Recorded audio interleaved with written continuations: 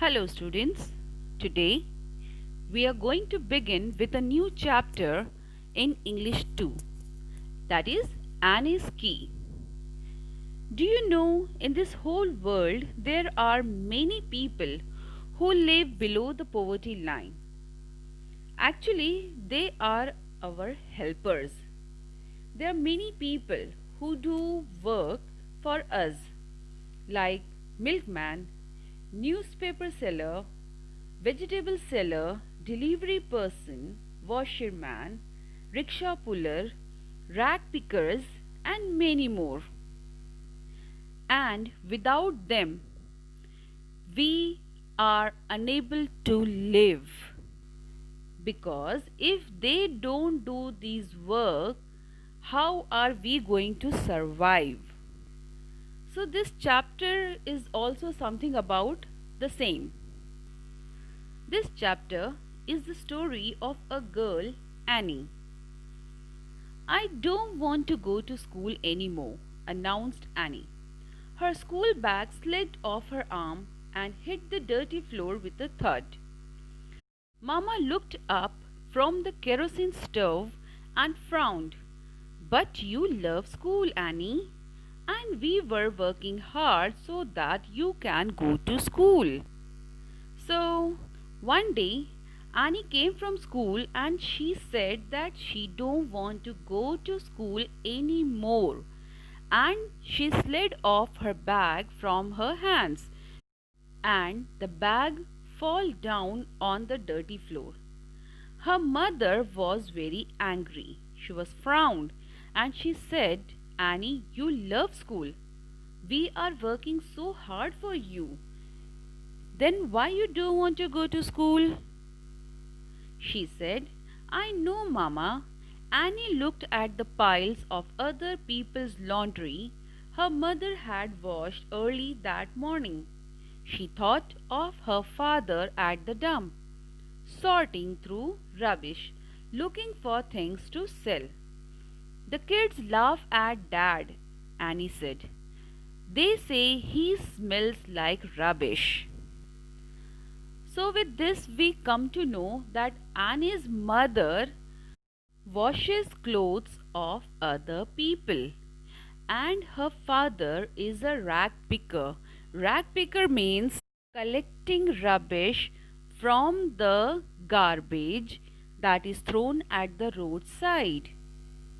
And Annie said that kids at the school laugh at her because they say she smells like rubbish. Suddenly, Mama looked sad and tired. And there's an art competition. Annie went on unhappily.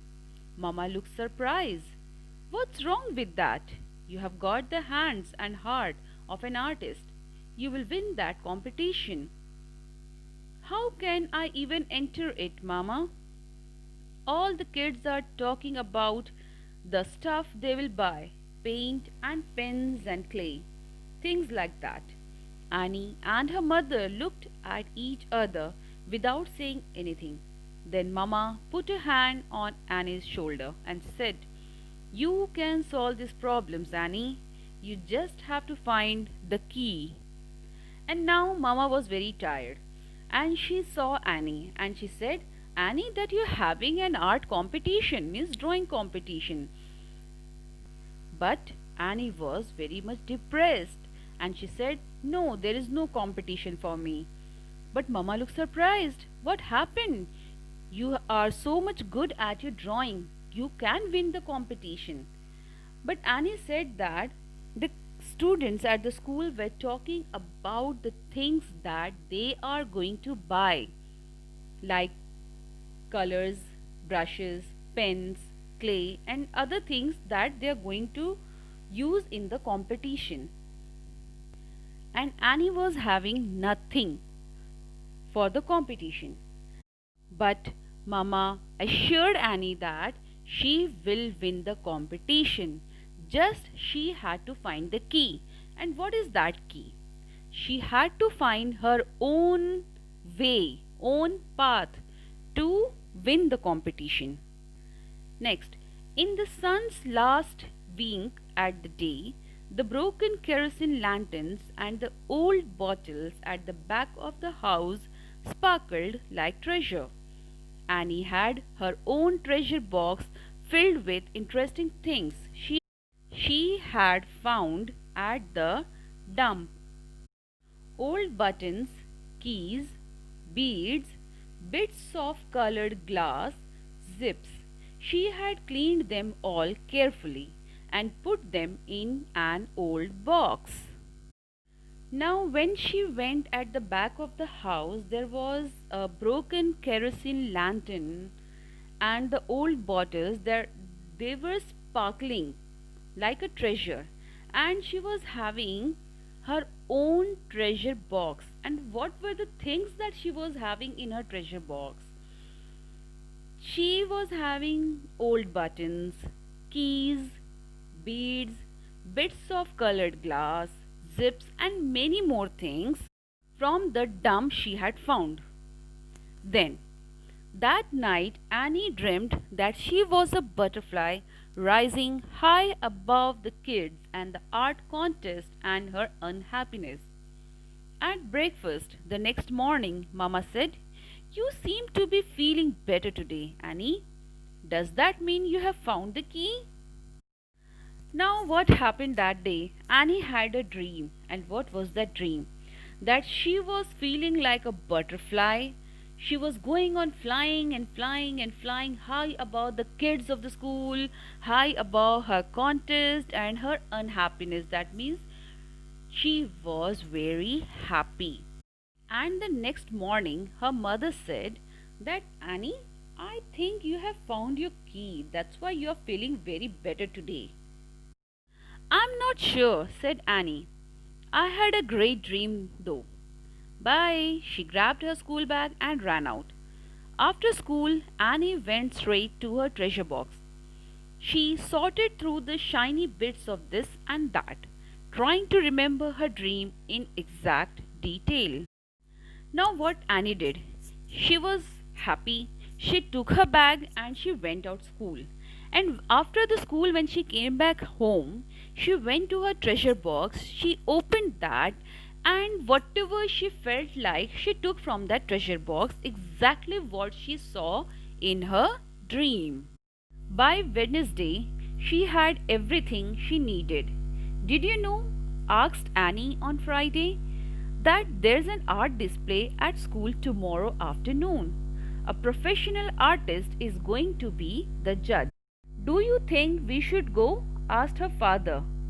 "Oh, yes," said Annie. She said quickly, "I think it might be interesting." "I think so, too," said Mama. So there was a competition in the school, and a professional artist was supposed to be the judge. Annie's father asked Annie's mother that, "Do you think that we should also go to the competition?" And her mother said, "Yes, I think we should go." As they neared the school auditorium, Annie and her parents could hear the sound of voices and the high, sweet sound of chimes. The walls were covered with paintings and tables were loaded with sculptures. But everybody seemed to be looking up. Hanging from the ceiling, a shiny blue butterfly turned in the warm breeze. It sparkled with what on earth? Buttons, beads, bits of glass, and could those be zips? Hanging from the butterfly on separate threads, chiming as they touched one another, was a dancing row of keys. Big keys, little keys, medium-sized keys. Now when Annie and her parents reached the school auditorium, they could hear the sound of a sweet chimes. What they saw, the whole walls were covered with paintings and the tables were loaded with sculptures. So many sculptures were there. All the things were made by the students. But everybody, all the people gathered there, they were busy watching something hanging from the ceiling. And what was hanging?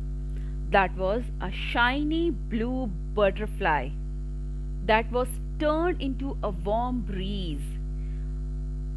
And the main thing was that butterfly was made with what you get on earth. That was the buttons, the beads, bits of glasses, means the pieces of glasses, and that broken zips, keys, big keys, little keys.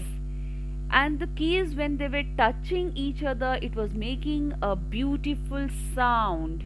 The butterfly continued to turn, and the first place ribbon came into view. All eyes were on Annie. She knew they were friendly, admiring, excited eyes. She knew that the kids were thinking that junk could be pretty wonderful. Her father put his arms around her shoulders and squeezed hard. Annie squeezed back. This means the butterfly made by Annie were admiring everyone. All were excited to see that butterfly made by Annie.